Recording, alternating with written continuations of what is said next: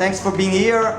On behalf of the festival, I'd like to thanks very much, first of all, our guest of honor, Bill Pullman, for his generosity, for being with us, sharing his experiences, talking about his amazing career.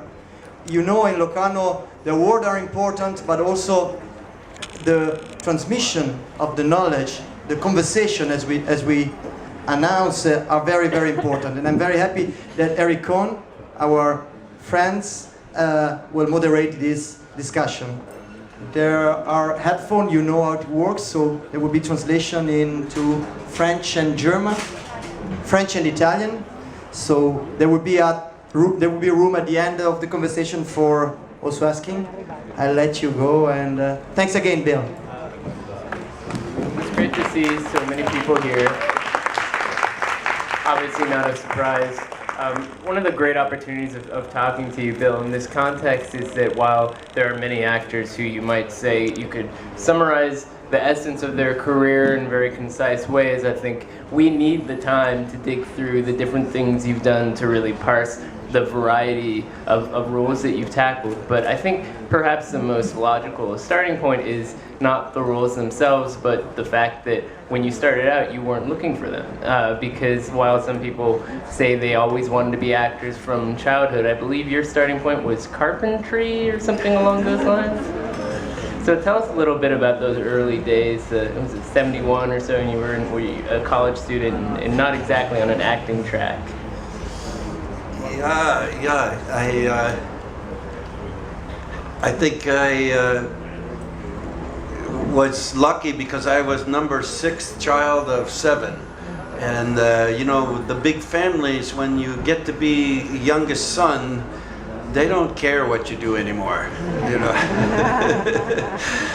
My parents exhausted themselves trying to control the lives of my older brothers and sisters, so they got to me and I was on my own, which is quite the blessing of being the youngest child, you know, in a big family anyway. So I went to a vocational college, which I thought would really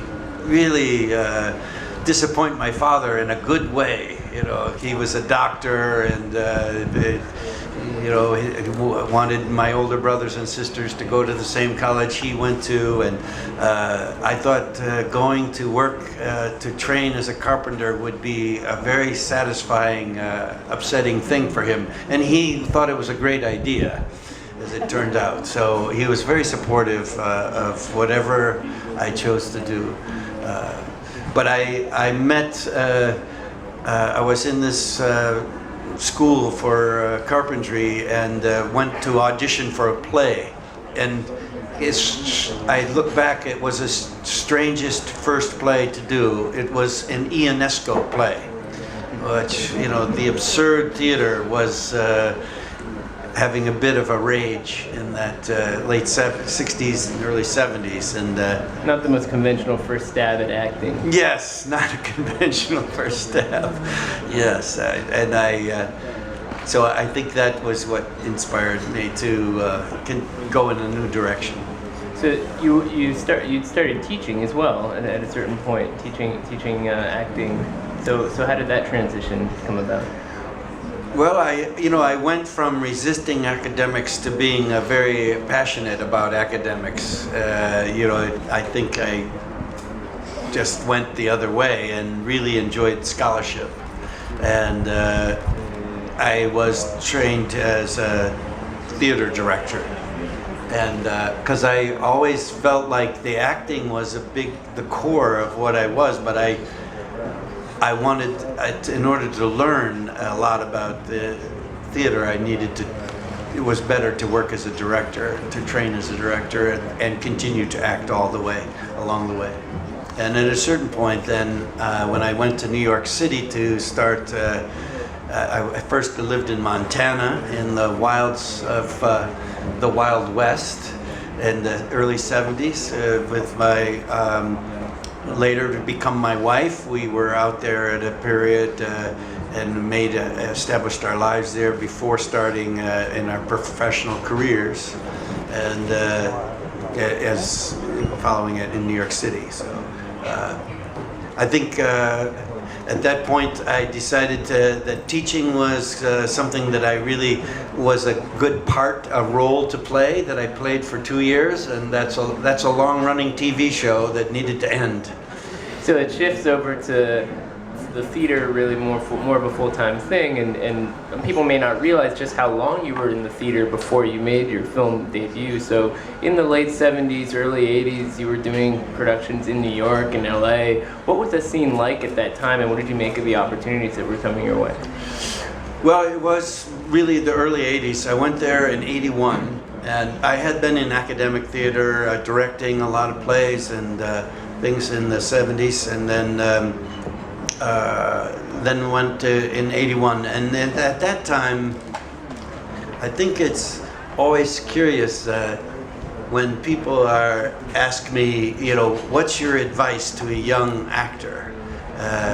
You know, and you think this is a great moment, you know, where you can give them something pure that they're going to be nourished by, and you realize that I never really listened to the advice that most people had for me, but out of some kind of arrogance. And but I think because if I had, I think I would have quit. You know, there's so many reasons why it's so difficult to start and to continue when you have no recognition and very little belief in you from the outside world, and there's a lot of people saying, well, are you going to do it for one more year and then get real? You know, and so I think at that stage of the game, I really always kind of just pursued it, no matter what discouragements came about.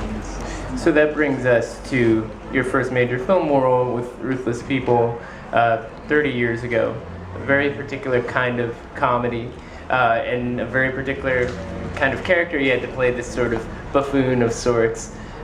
Different actors make decisions about the roles they want to take on in different kinds of ways. I assume by that point you knew what kind of roles worked for you, at least on stage. So how did you go about approaching this particular kind of project as you know, sort of kickstarting your film career? Well, I love how you put that, Eric. Like it makes life seem very intentional, doesn't it? It's a lovely way to think about it when you know the chaos that actually is life. You know, really dictates so much, and the chaos of my life was a lot to do with my hair, and some of you know how chaotic hair can be. But I had been doing a play where I played a Russian tank commander, Lithuanian, and I thought, wouldn't it be interesting? All Lithuanians have blonde hair, don't they?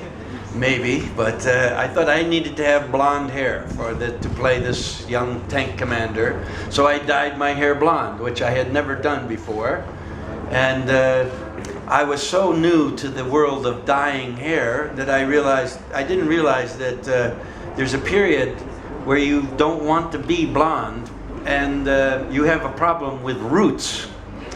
And I was so naive, I didn't realize this could be a source of embarrassment, to have roots showing. I was just growing out my blonde hair, and I went to audition for Ruthless People. And I thought I was trying out for another part than what I eventually got. And I was reading this one part, and I realized I was getting some laughs from the directors, but it wasn't at the moment that I intended to get the laughs. And I thought, this is going well, I guess, but it's kind of crazy. And then they said, well, why don't you go outside and try this part? So I went out and tried the part of Earl that I ended up playing, the stupidest man on the face of the earth, I later learned.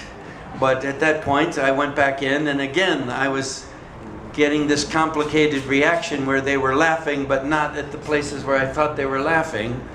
And but I was so new to auditioning that I thought this went as well as anything else I've ever done. So I was very surprised that they said, okay, you know, you got this part.